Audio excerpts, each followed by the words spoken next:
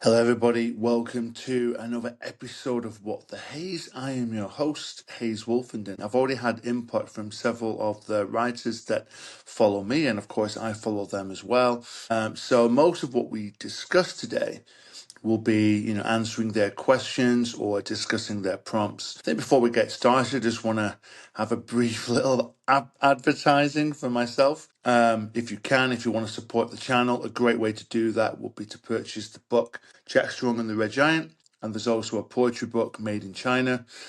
Made in China is about 50 sonnets, all about my life here in modern China, which I'm going to be talking about in a little while. And then Jack Strong and the Red Giant is about this bullied 12-year-old boy who's had a really hard life for his first 12 years of life, gets beaten up, savagely beaten up really by this school bully, runs away from home, but then he gets abducted by this alien spaceship.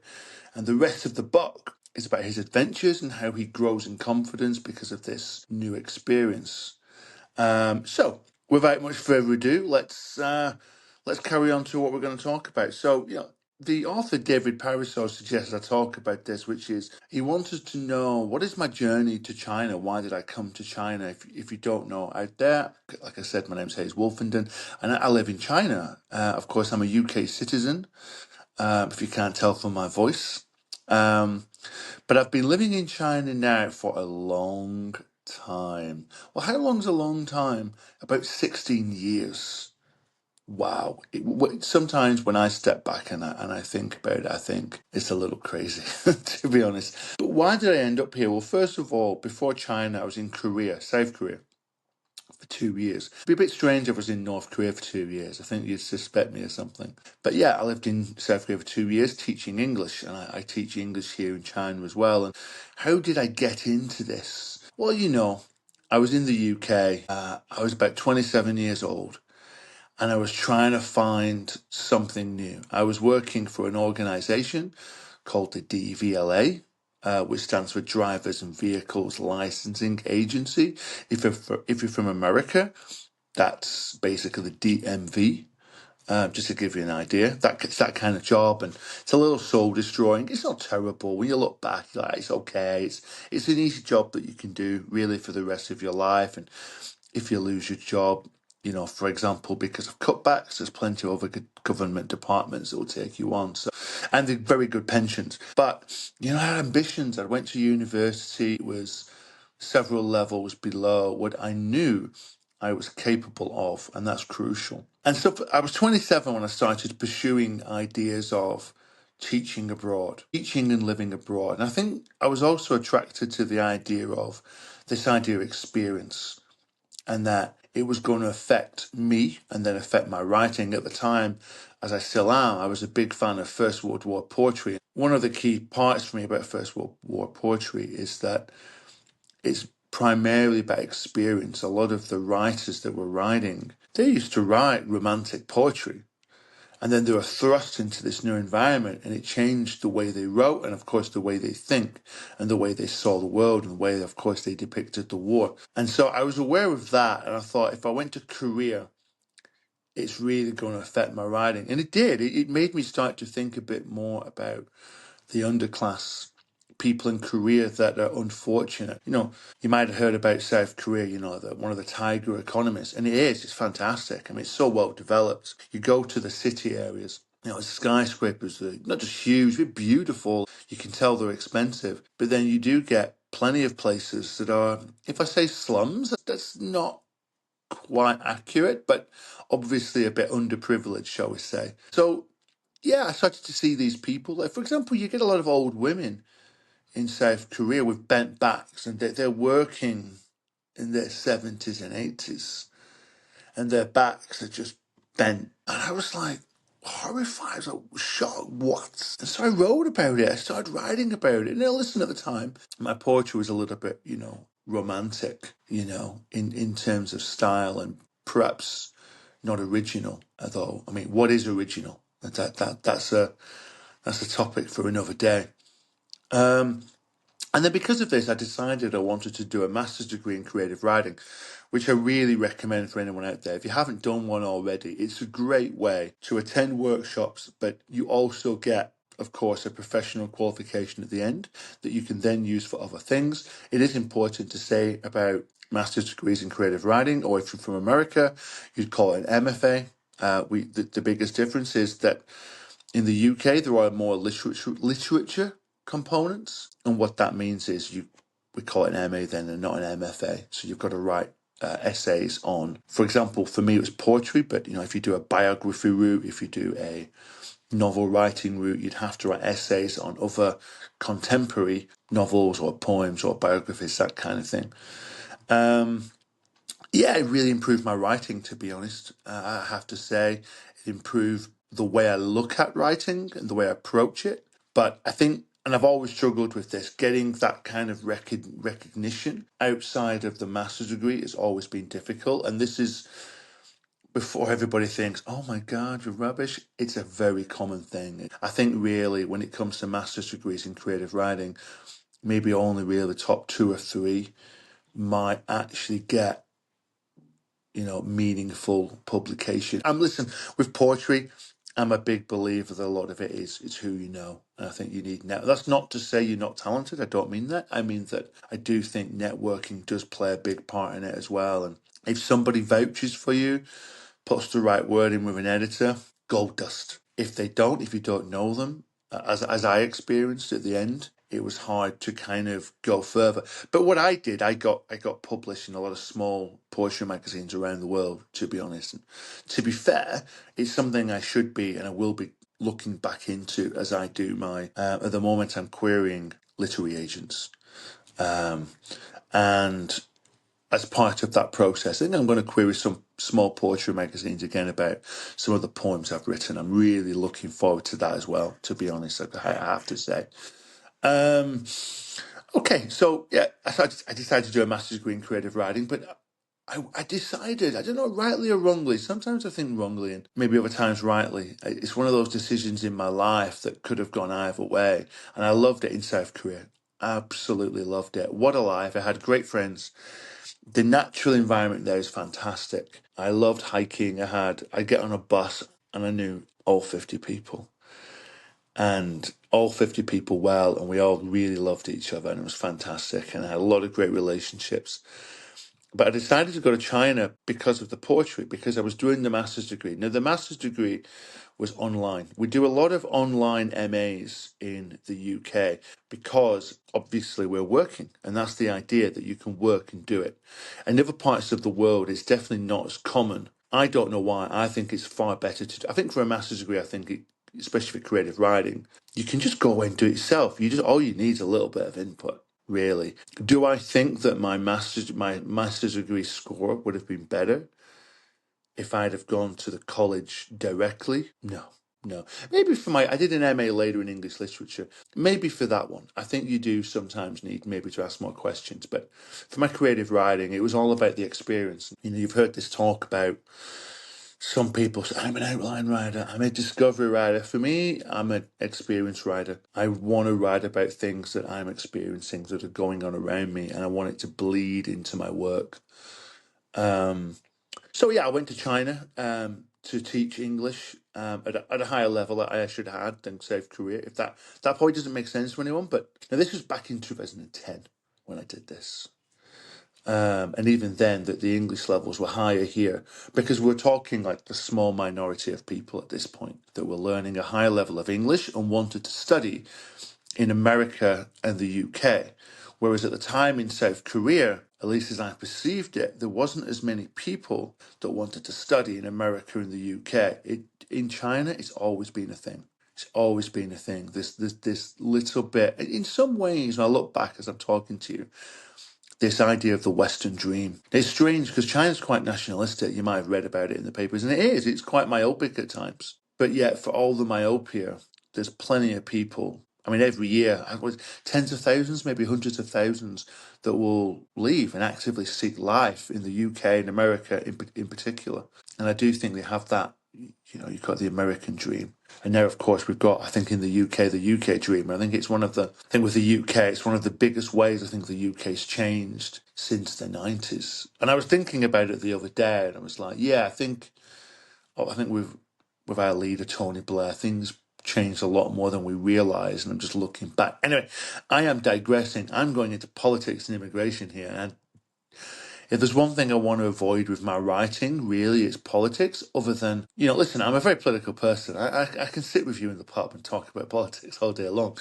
I just, for a writing podcast, I want to keep it clean, unless the writing was about politics. That's different. Do you understand what I'm saying? I don't want to have the podcast where I'm denouncing Trump or, something like that. Not to say that's not valid. It's just not for me here. So anyway, let's go back. We're in China. It was really hard for me at the start. I have to tell you, it was like I came here. Obviously, I wanted to soak up the writing. I wanted to be part of the news story.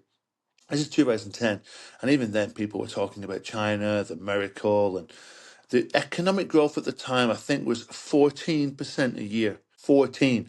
And it really was. And it was probably an underestimate as well. Whereas I know today people can talk about whether it really is and stuff. But back then it really was. I was thrust into this maelstrom, this urban maelstrom. And I mentioned about South Korea and about meeting old women that were, hard pressed and had a hard life. Nothing compared to China. You'd meet beggars that had been blown apart and you'd feel physically sick.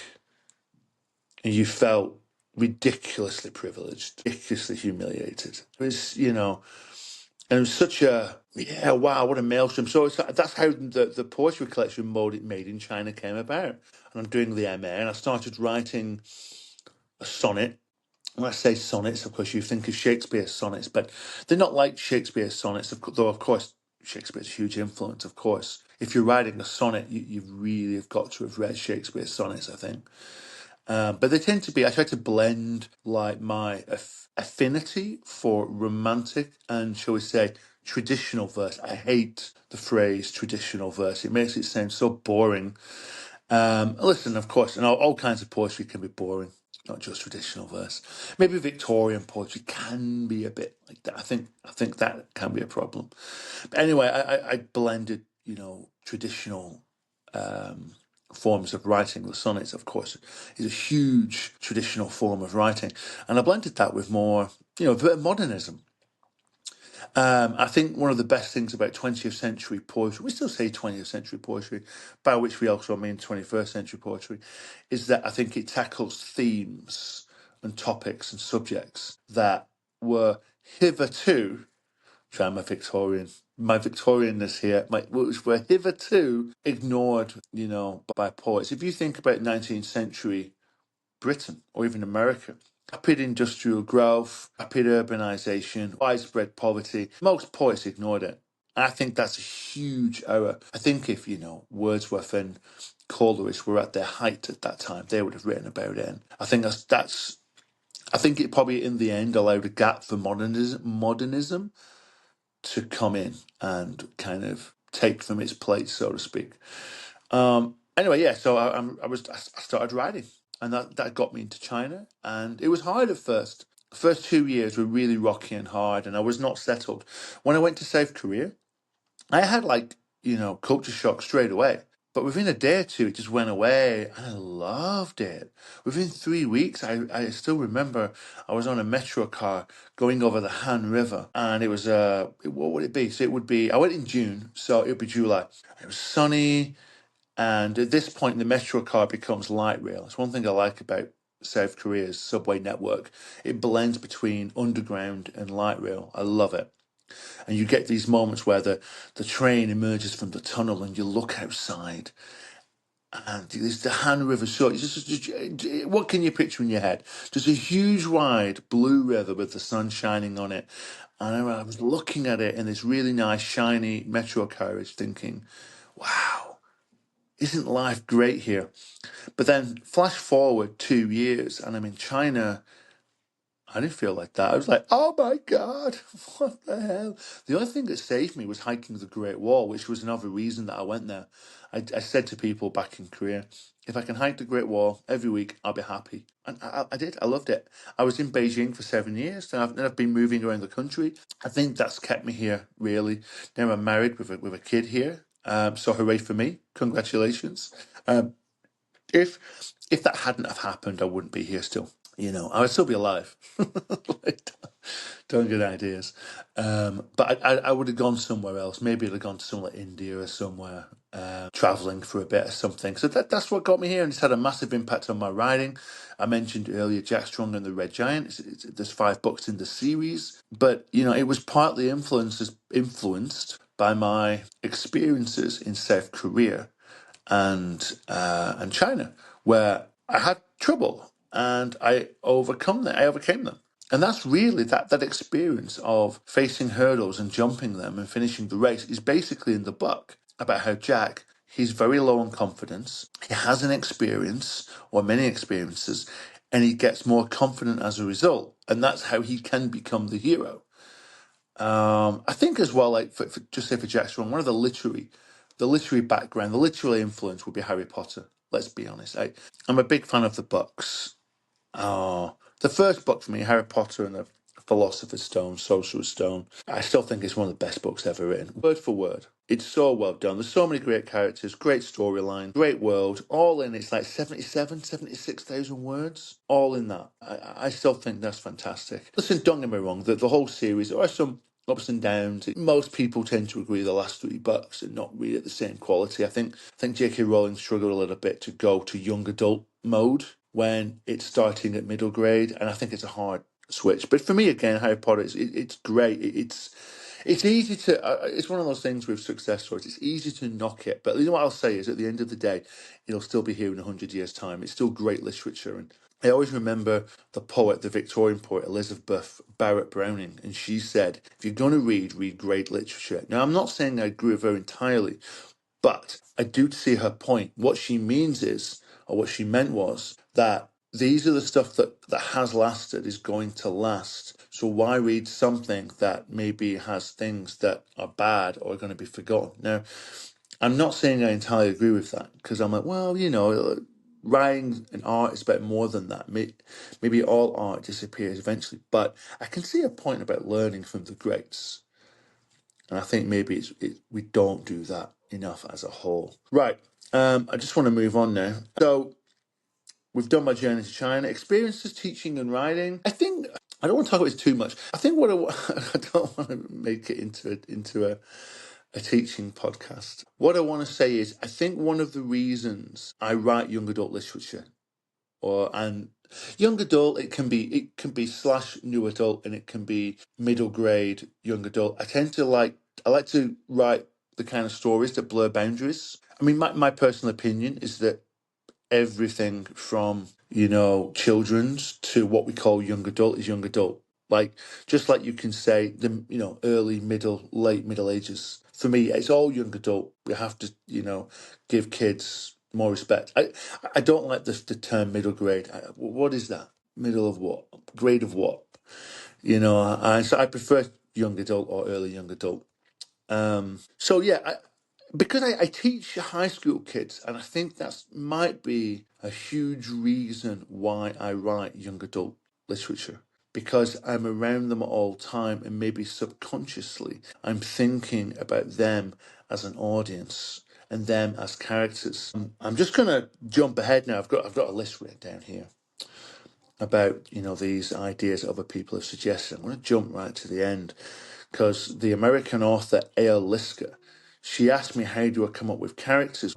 One thing that Stephen King said, I think he give this percentage, 80% of all characters are you, or something like that. I agree with that to an extent, but not totally. So, like Jack Strong, from my book Jack Strong and the Red Giant, is me. It really, really is me. I mean, of course, once you start putting things on pages, you've got to start writing them like that character. But really, really was me. I'd been bullied at school.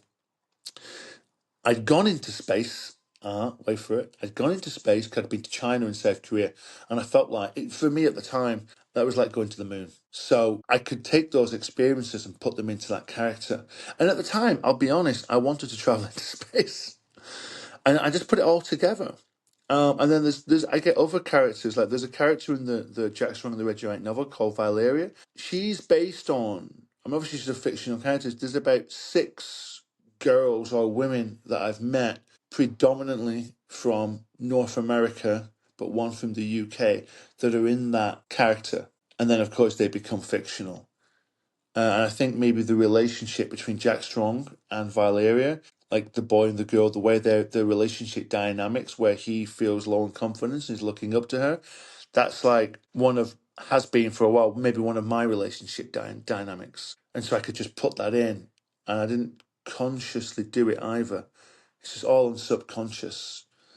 I think what else I can talk about here? Yeah, so I get characters that are amalgams of different people. I base some characters on maybe stereotypes of certain people, like the American policeman. I did a novel called Bigfoot Girl, and I made the bad guy, the sheriff, a very tough, brawny man. It might have been cooler or more ironic to have done like a bad guy that was like the opposite of that, maybe a bit weedy and stuff. But I was basing it on like, these like, news stories of like American cops that treat every person they catch as an armed, highly trained terrorist and just mow them down with machine gun bullets. And I wanted to kind of, satirize that character.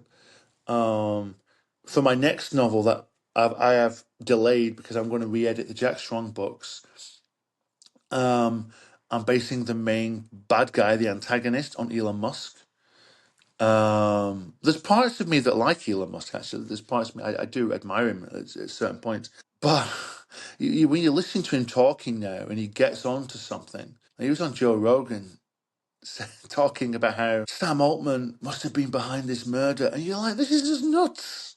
This is nuts. And I'm like, right, okay, what would Elon Musk be like if he actually does go to Mars? And he's going to go to Mars and he'll just be a tyrant. He'll just be a god tyrant king. That's what's going to happen. And so I can easily foresee that. And lately with my antagonist, I've started to use like the technocrat class and satirize them. And, they do have too much power. Listen. One thing I'll say about technocrats is, especially with technology, hey, guess what? They're creating our world. Totally get it. Totally thankful. But I think, and maybe this has always happened, at least since the late 19th century, probably before, the way that money influences the democratic process is perverse. And of course, the more you have and the more influence you have, and this is what happened with Prince Andrew, the more influence you have, the more rotten you can become and the more influence you can have over people. And I want to write about that in my books. It's just something I'm a big fan of. I mentioned I write young adult literature. I'll read a few young adult literature books a year, but these days I'm trying to get in the book more serious themes. So I do feel at times I have to read as well more adult literature. But adult, when I say adult, I mean like sci-fi and fantasy. I don't mean other stuff. Okay. Just completely not interested. So yeah, I just gotta keep going, and I like to read like books. Like George Orwell would be a great example. Hemingway, where they're able to infuse their writing with issues. And again, with my young adult literature, I'm really trying to get issues in there and look at dynamics and what's it saying about our world. Again, going back to A.L. Lieska's question, I also choose characters that these days that are a bit different from myself. So Jack Strong, me, easy to write. I'll be honest. But after I finished that series, I decided, again, maybe a little bit, a blend of the subconscious and conscious. I wanted to choose characters that are a bit far removed from my own experience. Why? It's acting. For me, it's writing a character is like acting. I get to be that person. I don't know what it's like to be a black girl in North America. But guess what? If I start writing about her, I actually start thinking like them. And I find that there's a bit of a feedback loop there as well. It helps me think more about other people's experience. Now, some people might not like that and say, hey, you shouldn't write about these people. But I'm like, for me, it's like acting. But, is it a construct? Absolutely. Everything is a construct, even if you have a lot of experience about something. Jack Strong and the Red Giant's a construct, but it's my construct. For me as a writer, I find that interesting, and if that's not sensitive enough, yeah, I wouldn't say I don't care. I do care, and I do understand everybody's point of view, but I just know that I don't want to write 30 narratives about white working class boys that are either the bully or bullied. Because really, that's my experience, right? That to me is not interesting. I wrote Jack Strong, $5. I wrote another book called Dragon Rider, which eternally needs re-editing and putting on Amazon. I'm going to do it end of this year. I'm going to do it end of this year. End of the year comes, I'm writing poetry. So, and so that's 6. And then the rest, if I've got working class characters, they tend to be more, more challenging characters. Maybe I write about the bully, that kind of thing, and have the bully's redemption, because we have to think like that. We can't think like I try to avoid going back to character. I try to avoid 2-dimensional characters. Another good thing about characters is, it's something I'm going to do with my next book as well, is if people annoy you in life, if you think, I really hate that person, but I can't walk up to him in the street and say, ba, ba, ba, ba, ba, ba, ba, I quit my job. Most people can't do that. Let's just be honest. And let's be honest, if that's your lifestyle, if you're constantly telling people to go stuff themselves, never mind you won't have any friends. You might not be your own friend. In the end, it turns you something that's not good. But guess what? One of the best ways to get back at these people is to just put them in your books. They can be inspiration for a character. You can just lampoon them. I've got one idea coming up for my next book, and that I get an inward little smile about that. I'm like, yeah, okay, yeah, you like this. I'm going to put you in this book and completely show you that you are a fool, and that's what I'm going to do. So yeah, different ways of creating characters. I think it's always going back to talking about reading. I think it's always important to keep reading and seeing what's current. I'm a big believer in whatever genre or age group you're writing for. I think you should push boundaries. I think, there's a line. I don't tend to believe in breaking the line. I think if you break the line, it might not work well with the audience, but you should push it. And it's something else Stephen King said is you're writing for yourself. Imagine you as the reader. And I do, when I write young adult books, I want to write books just a little bit edgy. People might say, "Oh, Hunger Games is edgy," and not edgy enough for me. Not edgy enough for me. Katniss doesn't kill any good people. So I read that, and Hunger Games, great world. Let's just be honest. Katniss Everdeen, I think, is a really good character as well. I'm not a huge fan of the story, the plot details. I think some of them could be just a bit thought out a bit more. It's a good book. I probably should reread it at some point. If anybody wants to read dystopian fiction, write dystopian fiction, particularly for young adults, Hunger Games is a great place to start. Let's be honest. Right, I'm going to move on now. So I've got 2 more things I want to talk about. So next one is Mars Wilson recommended this, which is common mistakes in language in books. I think the most important one is you need to decide, I think consciously as well, the level you're writing at.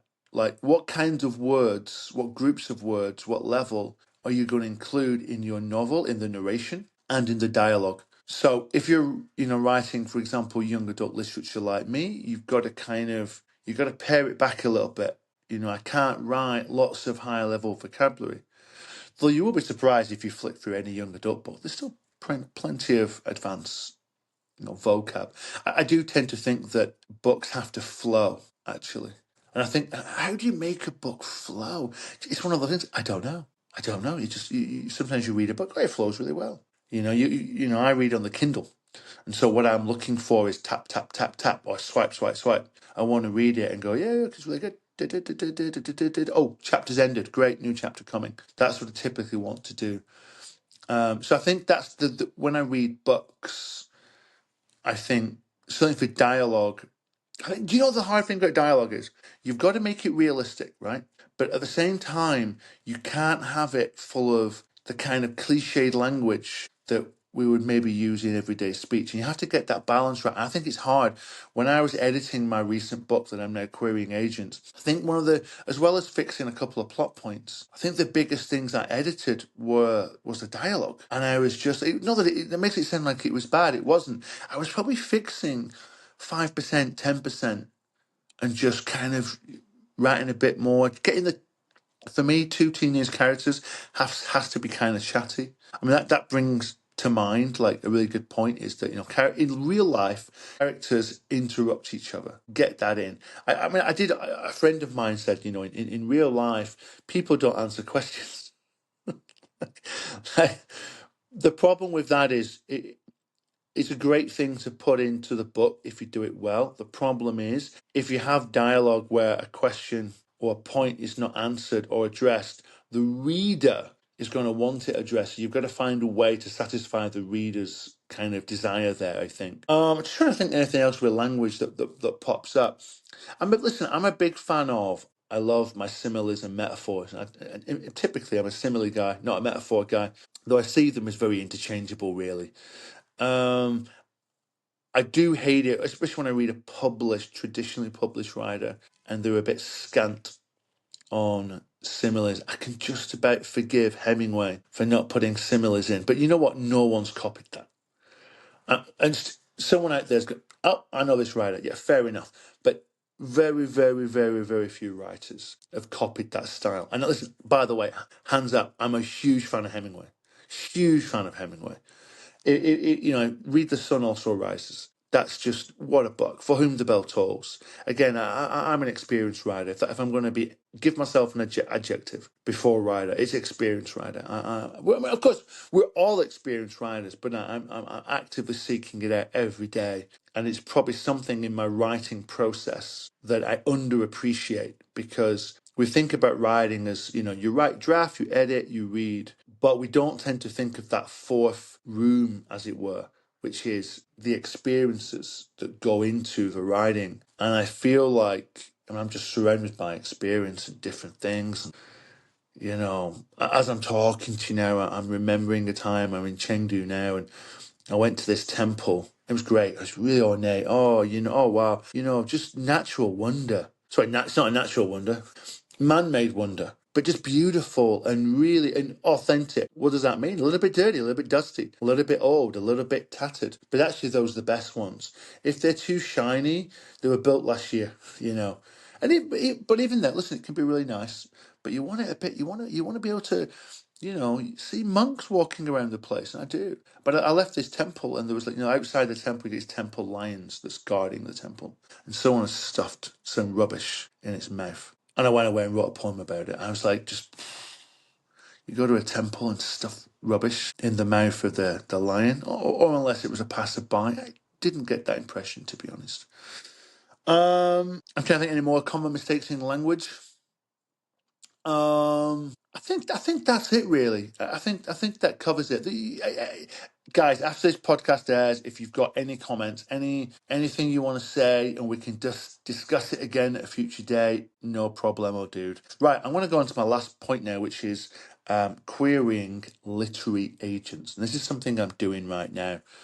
Some of you out there have done it before. Some of you, like me, are doing it now.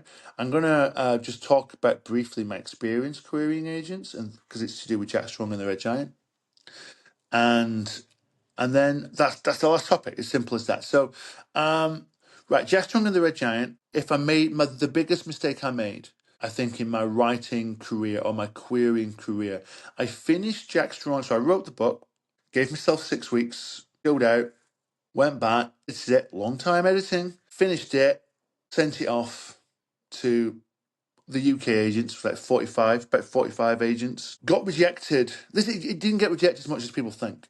It almost got an agent. I did get a full manuscript request, but it was turned down. And there was another 2 that were very close as well. I got lots of nice comments, favourable comments, like, you're a really good writer, but quote unquote, we don't think kids will read books about space. I know every time I tell people that, people are like, what? This was J.K. Rowling's agent. Now I can't remember if this was the new one or the old one. I'm not knocking them. It's kind of a funny story. They said to me, "Oh, great! Have you got another book that you can send us?" I was like, "Yeah, you rejected that one last year." I think that at that point I'd sent the book Dragon Rider in. But so I've had good comments, and this is one thing I will say to people out there is, when you're getting rejected, all rejections are not the same. The frustrating ones are the best ones. These are the ones that will say, "Yeah, we really like your writing. You sent several things to us, but I'm not the right agent for you. But it's a personal response. It gives you that validation that you are on the right track. You just need to keep going. You need a bit of luck. I need luck. I'm living in China. I have no way to influence the network beyond what I'm doing at the moment with this podcast and building Instagram groups and just trying to meet people that can help and influence my writing. You know, there's this author from Australia, a day called Jay McGregor. Give me some fantastic advice about, sending my books off up to actual bookshops and approaching them. And I'm like, that's what I need to do. J.K. Rowling's old or new agent, whoever they were, they said it was a really good writer, really like the writing, but it's they don't think there's a market for it. I have to prove there's a market. There's no other way, you know. So I've got to get onto that, and I can't do that without meeting these people for me online. Okay, so that's how I started to querying. Oh yeah, Jack's wrong. I wish that I didn't send it off straight away. But listen, I did it. If I could do it all again, I'd probably do the same because the temptation to send it off was huge. But what I should have done, and this is what I advise everybody that's written a debut novel, everyone, you finish editing it, now you're going to put it on the shelf for 1 year. 1 year, maybe even 2 years, and write other books. Don't send it off, but then go back and edit it, and you'll probably cut loads out of it. You won't. I don't mean rewrite it. I mean you'll just focus on what's good or what's great and what should be in the book.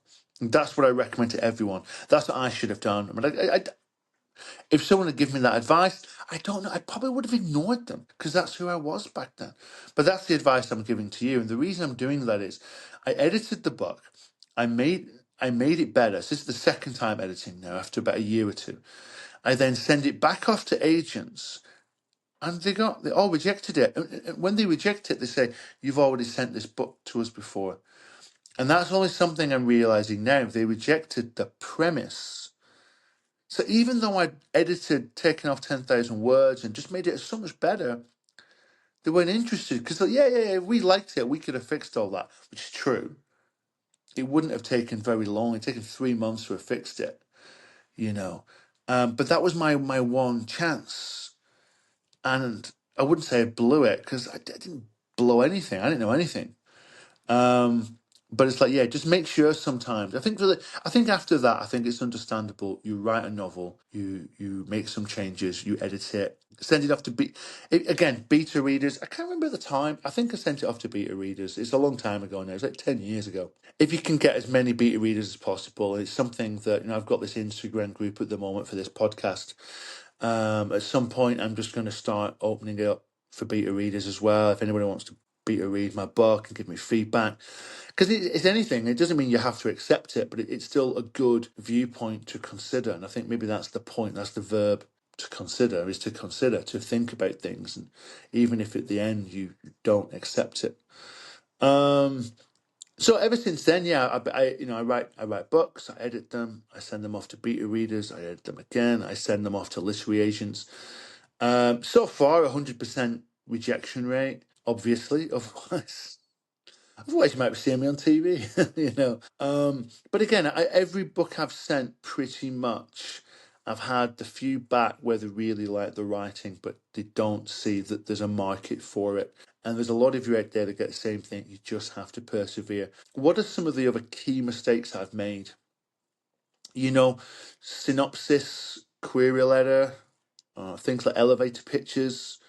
This is the bizarre thing. When I sent off the first time I sent off Jack Strong and the Red Giant to literary agents, my synopsis wasn't a synopsis. It was a blurb.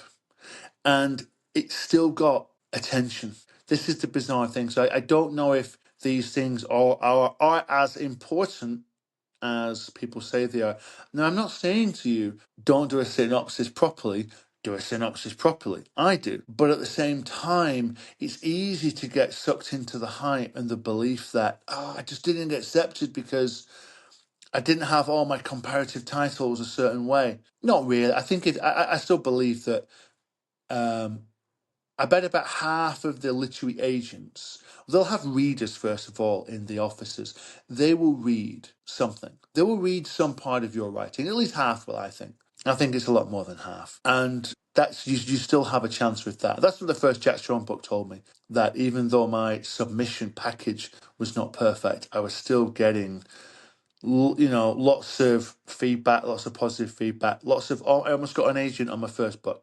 Let's look at that for a positive. Almost. Yes, I'm trying ever since. I almost, my last submission, I almost got, but 2 or 3 times I was close, and it wasn't a good submission. What do I mean by that? It was a B-side novel. It was the only novel I had in my head to write, and it was about this gay American werewolf. Which sounds really strange. Yeah, because it was like the X-Files meets like Twilight, something like that. And I think it's well written, but I really prepped things like synopsis and the query letter, and as a result of that, it just did get quite a bit of positive feedback. That's why I'm a bit more hopeful for the current book that I'm querying. And the current book that I'm querying is I'm not going to tell you the title because it's a good title, but it's about these two American teenagers that wake up in this burning building, and they escape the burning building, and they're in this like partially sunken Manhattan Island, populated with all these giant monsters, and it's about survival. It's a book about survival. It's about growing up. But it's about the main character. She's been, it's quite adult for a young adult book, but I believe in pushing boundaries, and it's very zeitgeisty. Sarah James, the poet, great poet by the way, she mentions zeitgeist as being a key component of whether you'll get success, in your pictures and in your books. Are people reading it at the moment? Do people think this is cool? Do they think it's interesting? Are the issues in here pertinent, topical?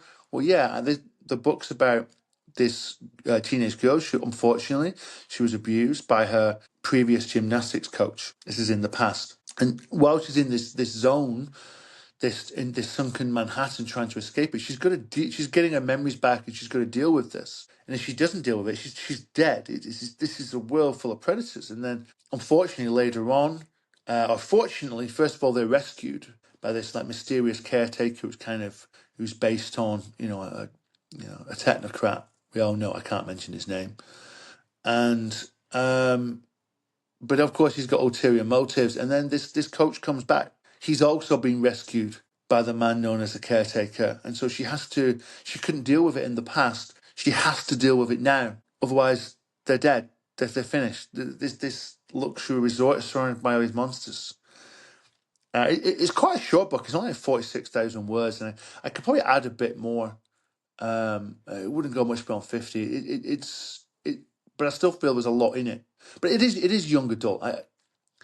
I've also been influenced a lot in my writing life by Of Mice and Men by John Steinbeck. It's so to the point. In fact, I think of Mice and Men, I think that's my favourite novel. I think it's the best novel I've ever read. It's about 120 words, 120 pages. 120 pages. You got great storyline, great themes, great description. Two of the best characters ever in literature, like ever. Like they're both murderers, and you like them.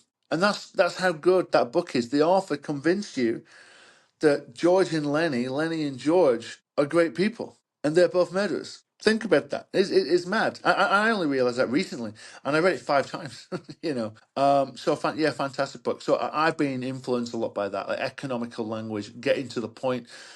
I am aware these days, certainly in UK literature, there's more novellas being written. I think for the modern digital age, I typically think books need to and will do get shorter. And publishers, if you're listening out there, will just find a way to make the book look bigger on the shelf. That's all you have to do. You can always fluff it with stuff. I've seen some books, like Kindle books, where it seems like I'm getting to the end, but it only says like 68% here. And the last like 20% is like a preview of the next book or something like that. There's always ways to get around this. But yeah, for me, I think the will get shorter, and I think that's why more novellas are being written. I was going to say as well about Sarah James. Yeah, she made a really good point about querying agents. That yeah, but zeitgeist. Yeah, oh yeah, zeitgeist. Going off track here a little bit. Yeah, so obviously talking about abuse and technocrats, the novel is very zeitgeisty. The island, like Epstein's Island. No, I didn't consciously think of that. I'll be honest. The island, the resort, is based upon my own experiences in Asia, Southeast Asia, traveling to luxury resorts. That makes me sound really rich, but they're actually kind of cheap for American and British standards, to be honest. And that's what influenced that in the main. But like the main, like not the main bad guy, the second bad guy, the one that abused the girl, like he's based on Jimmy Savile and Jerry Sandusky. At the time, I was only aware of Epstein a little bit out on the fringes of my consciousness. But as you can see, as I'm pitching to agents now, it's quite topical. So I'm reasonably hopeful. Reasonably, I don't know if it's really reasonably, but more reasonably than normal. Okay, that it might just land, and maybe they can push that a bit. We'll just see how it goes. I was going to say as well about Sarah James, and I think she's improved the way I send out queries to agents. So what she does, her method is she sends out to, I think she said 4 or 5 every 3 months. So a few every 3 months. And I was going to do that, but normally what I would do, by the way, I send them to all the UK agents in like a weekend. What I want to say to people, they don't do that. I've been doing that all my life and I've stopped. And what I do now is taking a leaf out of Sarah's book. I am sending out to 3 or 4, 4 or 5 once a month. Now, the best thing about that is, now the idea is with spacing it out is that you can then re-edit your manuscript. To be honest, unless you're getting some feedback from someone that's coming late, I'm not too sure I would actually encourage that. But what you can do is that you can edit your query letter and your query package. I sent some emails yesterday, I sent some queries yesterday. And guess what? I found that, I wouldn't say I found loads of mistakes. On my query letter, I'd watched this video on Instagram. I forgot the name of the agent. It's an agent. I think she's either American or Canadian. And she mentioned about when you're pitching, you've got to like mention, who is it about? What is it about? Who is it about? What are the stakes? And in my query letter, I hadn't put the stakes. Now, luckily, I'd only sent it out to 4 agents like a month ago. I've still heard nothing. But I was able to just fix that and just put on the stakes. So I do believe that you can add to it. Another thing I'm going to do is by doing it like once a month, I'm getting myself into the mode of I'm constantly querying. Normally what I do is, like I said, I send them all out in like a weekend. But that's like once a year and just to UK agents. I'm going to open it up to American agents, and I'll also fold into this process sending out poems to some magazines in the UK. I'll try some big ones as well. What the hell?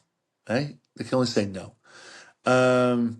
Competitions, all these things I'm going to start adding into the process. So I'll finish the UK package and then I'll open it up to like some magazines and competitions for the book, the poetry, and then I'll move on to the American stuff. I think that's probably the best way.